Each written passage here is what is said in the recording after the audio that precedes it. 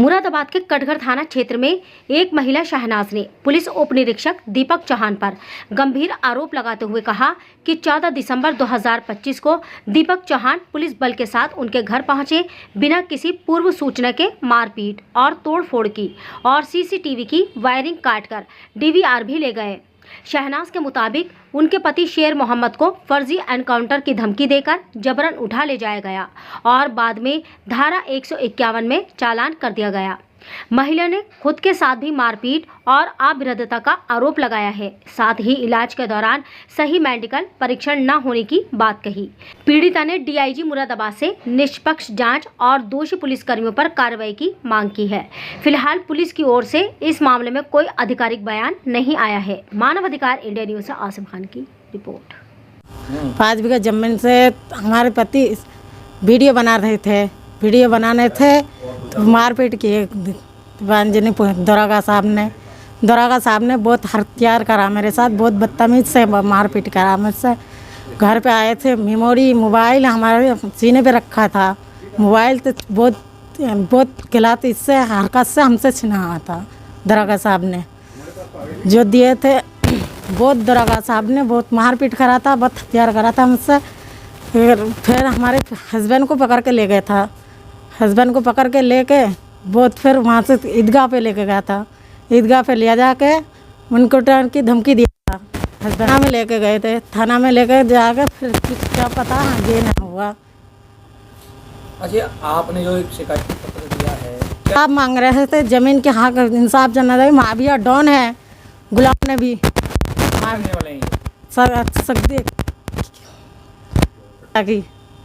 सक्टू नगला की माविया डॉन है, गुलाम नबी, उस पे हमारी ज़मीन है। कितनी बीघी ज़मीन पर? 5 बीघा ज़मीन है। अभी एक आपकी सोशल मीडिया में वीडियो वायरल हुई थी, कपड़े फटे हुए, दरोगा साहब ने कराया था, पूरा कपड़ा फाड़ दिया था मैंने। क्या नाम है दरोगा जी का? दीपक चौहान। कैमरा की डीवीआर भी लेके गया, मोबाइल भी लेके गया हमारा। क्या नाम है आपका? मेरा नाम शेर मोहम्मद है, मैं ज़िला मुरादाबाद में रहता हूँ। मेरा जो गांव लगता है वो रामपुर दुराया है।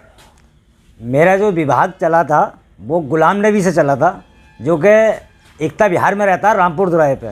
गुलाम नबी से जो विभाग चल गया था मेरा, वो सन 1998 में से चल गया था, मतलब ज़मीन का विभाग। लेकिन मुकदमा चल गया था हाई कोर्ट में। लेकिन जो गुलाम नबी हैं, जो एकता बिहार में रहते हैं, पहले वो सट्टू नगले में रहते थे, अब वो जो हैं बहुत बड़े अपराधी हैं, बहुत बड़े माफिया डॉन हैं। तो मैं अपनी ज़मीन की अगर आवाज़ उठाता तो सन 2017 से पहले भी आवाज़ उठा सकता था मैं। लेकिन सन 2017 से पहले मैंने आवाज़ क्यों नहीं उठाई?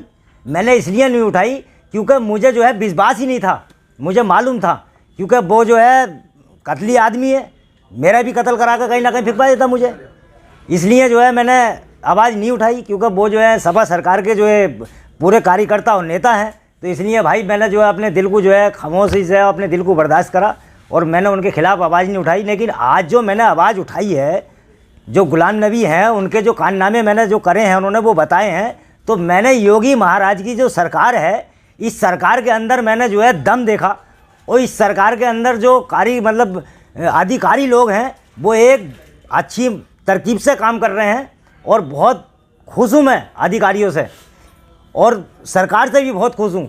जब मैंने ये देखा कि ये सरकार गरीबों की है और मजलूमों की है और बेकसों की है, और ये उनकी सरकार है जिनका कोई नहीं है, उनके योगी महाराज जी हैं। तो ये सोचते हुए मैंने जो है गुलाम नबी के ख़िलाफ़ आवाज़ उठाई और अपनी ज़मीन की आवाज़ उठाई।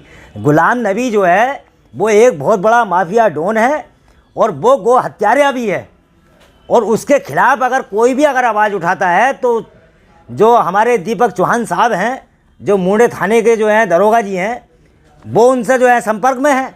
अब उन्हें जो है क्या मैं दरोगा जी से कह देते हैं, गुलाम नबी साहब बोले इन्हें जो है एनकाउंटर कर दो, मार दो, गरीब आदमी है, इनकी कौन सुनवाई करेगा, कौन सुनेगा? तो हमारी तो कहीं सुनवाई कोई करे या ना करे, मगर हमें यकीन है कि योगी महाराज जी जो हैं हमारी सुनवाई भी करेंगे और मेरी ज़मीन की भी जांच कराएंगे और गुलाम नबी जो है उसकी ज़मीन की भी जांच कराएंगे।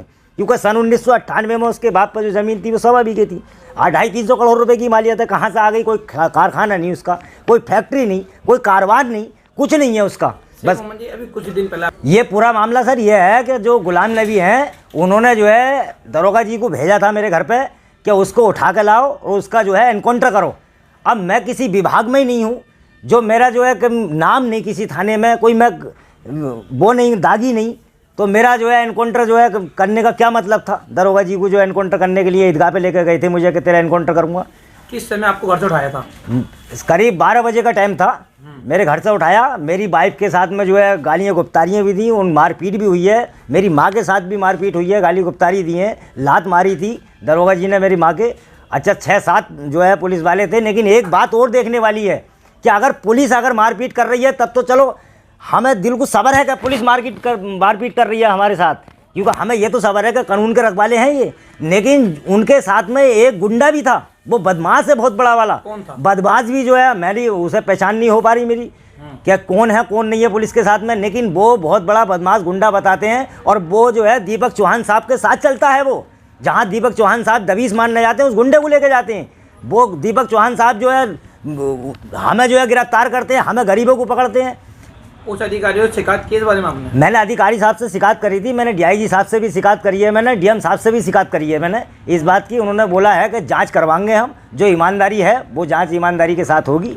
और मुझे जो है पूरा फ़ख्र है कि जांच भी होगी मेरी हर कीमत। मैं ये चाहता हूँ कि ये जो पूरे इलाके के अंदर जो दहशत मची पड़ी है कि सब पूरा इलाका ये जानता है कि गुलाम नबी जो है बहुत बड़ा माफिया डॉन है। उसके खिलाफ जो आवाज़ उठाई है और सच्चाई की जो आवाज़ उठाई है वो शेर मोहम्मद ने उठाई है। अब जब शेर मोहम्मद ने आवाज़ उठाई गुलाम नबी के खिलाफ, जब शेर मोहम्मद का ही एनकाउंटर कराया जा रहा है गरीब आदमी का, तो अगर हम आवाज़ उठाएंगे तो हमारा भी एनकाउंटर करा देगा गुलाम नबी। सरकार में मौजूद है इस टाइम? जी, किसी पार्टी में मौजूद है गुलाम नबी? गुलाम नबी पार्टी का कार्यकर्ता है और क्या कहते हैं सपा पार्टी का खुला नेता है वो। तो सन 1998 में 20-20 गाड़ी चलती थी साहब उसकी। तो किस तरह का खतरा बना हुआ है इन लोगों से आपको? मुझे इस तरह का खतरा बना हुआ है कि मुझे ऐसा लगता है कि गुलाम नबी साहब जो है मेरा एनकाउंटर भी करा देंगे दीपक चौहान साहब से। और मुझे जो है फंसाने की पूरी साजिश की जा रही है कि इसे जो है कोई भी चीज़ रखो अवैध और इसके ऊपर जो है इसे जलान करो इसका, और इसे जो है जेल में डालो या इसका एनकाउंटर करो। तो उसी से जो है पूरा इलाका दहशत में है कि जब एक गरीब आदमी ने आवाज़ उठाई तो उसे भी जो है एनकाउंटर हो रहा है, हम आवाज़ उठाएंगे हमारा भी एनकाउंटर होगा। इसलिए जो है ये दहशत जो है इलाके के अंदर, ये दहशत जो है दूर करी जाए।